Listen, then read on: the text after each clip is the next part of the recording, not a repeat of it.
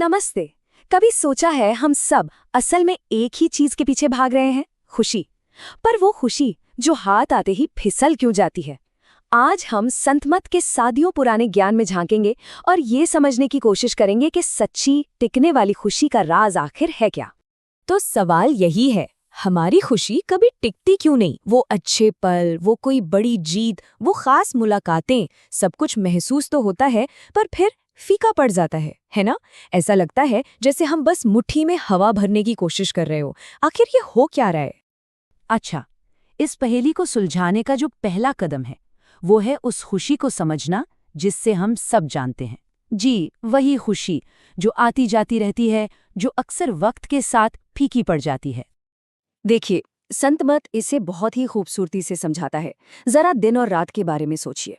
जैसे दिन के बाद रात का आना तय है, बिल्कुल वैसे ही हमारी जिंदगी में सुख के बाद दुख का आना भी तय है। ये एक ऐसा चक्र है जो कभी खत्म नहीं होता, जिसमें कुछ भी हमेशा के लिए नहीं टिकता। और यहीं पर संतमत एक बहुत जरूरी फर्क बताता है। कहा जाता है कि सुख दो तरह का होता है। एक है विषय सुख, मतलब वो खुशी जो हमें बाहर की चीजों से, हमारी इंद्रियों से मिलती है, जैसे कोई अच्छा खाना खा लिया या कोई नई चीज खरीद ली। ये खुशी रोलर कोस्टर की तरह है, ऊपर नीचे होती रहती है। और दूसरा है नित्यानंद सुख, वो गहरी शांत खुशी जो हमारे अंदर से आती है। ये किसी शांत पेड़ के नीचे बैठने जैसा है, एकदम स्थिर, एकदम शांत। तो अगर वो भीतरी शांति इतनी अच्छी है तो उसे सब क्यों नहीं खोजते? बात यह है कि अक्सर एक बहुत बड़ी गलतफहमी हमारा रास्ता रोक लेती है। एक ऐसा मिथक जो सदियों से चला आ रहा है। हमें से ज्यादातर लोग यही सोचते हैं ना कि भाई सच्ची आध्यात्मिकता का मतलब है सब कुछ छोड़ देना, घर, परिवार, अपनी दुनिया, और कहीं दूर शायद पहाड़ों पर चले जाना। लेकिन संतमत कहता है ये सोचना बिल्कुल गलत है। उनका संदेश तो आप कह सकते हैं एक तरह से क्रांतिकारी है। वो ये कि असली बदलाव दुनिया से भागकर नहीं, बल्कि दुनिया के बीच रहकर अपनी सारी जिम्मेदारियों को निभाते हुए आता है। घर छोड़ने की कोई जरूरत नहीं है। और मजे की बात यह है कि ये सिर्फ कहने की बात नहीं है, इतिहास इस बात का गवाह है। ऐसे ऐसे महान लोग हुए हैं जिन्होंने अपनी जिंदगी से ये दिखाया कि आध्यात्मिकता और घर परिवार, ये दोनों चीजें साथ साथ चल सकती हैं। जरा इन उदाहरणों को देखिए। भगवान कृष्ण, जिन्होंने युद्ध के मैदान के बीच में गीता का ज्ञान दिया। गुरु नानक देव जी, जो एक पिता और पति होते हुए भी आत्मज्ञानी बने। और कबीर साहब, एक साधारण बुनकर का काम करते हुए संतोष और आनंद का जीवन जी गए। इन सबने भागने की नहीं बल्कि निभाने की राह दिखाई। गुरु नानक देव जी का ये वचन इस पूरी फिलॉसफी को कितनी खूबसूरती से बस एक लाइन में समझा देता है। इसका मतलब है कि हंसते, खेलते, पहनते और खाते हुए ही इन सब के बीच में ही मुक्ति मिलती है। यानी आध्यात्मिकता जीवन का ही एक हिस्सा है, उससे अलग कुछ नहीं। पर ये जो संतोष है, ये कंटेंटमेंट, ये असल जिंदगी में दिखता कैसा है? चलिए इसे समझने के लिए कबीर साहिब की जिंदगी का एक छोटा सा पर बहुत गहरा किस्सा सुनते हैं। ये कहानी संतोष का सही मतलब समझा देगी। तो हुआ यूं कि कबीर साहब बाजार में अपनी बुनी हुई एक चादर बेचने गए। दाम रखा था 5 रुपए, न एक पैसा कम न ज्यादा। दिन भर में वो बिकी नहीं। उनके एक दोस्त ने मदद करने के लिए वो चादर ली और उसे 7 रुपए में बेच दिया।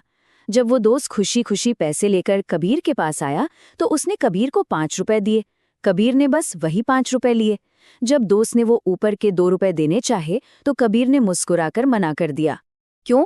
क्योंकि वो 5 रुपए में ही पूरी तरह से संतुष्ट थे। उनकी सोच उनकी इस प्रार्थना में साफ झलकती है, साईं इतना दीजिए जामे कुटुंब समाए, मैं भी भूखा ना रहूं, साधु न भूखा जाए। बस इतना ही, ना कम ना ज्यादा। और यहीं पर सबसे बड़ा सबक छिपा है। जब हमारा मन 1000 चीजों के पीछे भागता है, और पैसा चाहिए, और शोहरत चाहिए, और सामान चाहिए, तो वो कभी एक जगह टिक ही नहीं पाता। और जहां मन एकाग्र नहीं, वहां भीतरी शांति मिल ही नहीं सकती। तो ठीक है, ये मान लिया कि ये रास्ता घर पर रहकर ही तय करना है। पर सवाल ये है कि ये सफर होता कैसा है? क्या एक दिन अचानक से ज्ञान मिल जाता है? नहीं, बिल्कुल नहीं। ये सफर एक मैराथन की तरह है, 100 मीटर की दौड़ नहीं। सोचिए, जैसे कोई एक एक अक्षर जोड़कर पढ़ना सीखता है, ठीक वैसे ही रोज थोड़ा थोड़ा अभ्यास करके ही उस भीतरी शांति तक पहुंचा जा सकता है। इसमें सबसे ज्यादा जरूरत होती है धैर्य की। और श्रीमद् भगवद गीता में एक बहुत ही हिम्मत देने वाली बात कही गई है, वो ये कि इस रास्ते पर की गई कोशिश कभी बर्बाद नहीं होती। अगर इस जीवन में हम थोड़ा भी आगे बढ़ते हैं तो अगले जीवन में हमारी यात्रा ठीक वहीं से शुरू होती है, जीरो से नहीं। हर एक कदम मायने रखता है, हर एक कदम गिना जाता है। पर सबसे कमाल की बात जानते हैं क्या है? मंजिल तक पहुंचने का इंतजार नहीं करना पड़ता। इस रास्ते पर किया गया थोड़ा सा भी अभ्यास, बस कुछ पल की भी सच्ची साधना, एक ऐसी शांति देती है जिसकी बराबरी दुनिया की कोई भी महंगी से महंगी चीज या कोई भी बड़ी कामयाबी कर ही नहीं सकती। तो आखिर में हम कहाँ पहुंचे? बात बस इतनी सी है कि वो स्थायी खुशी, वो परम सुख कहीं बाहर नहीं है, वो किसी पहाड़ की चोटी पर या सब कुछ छोड़ने के बाद नहीं मिलेगा। वो यहीं है, इसी पल में है, हमारे अंदर।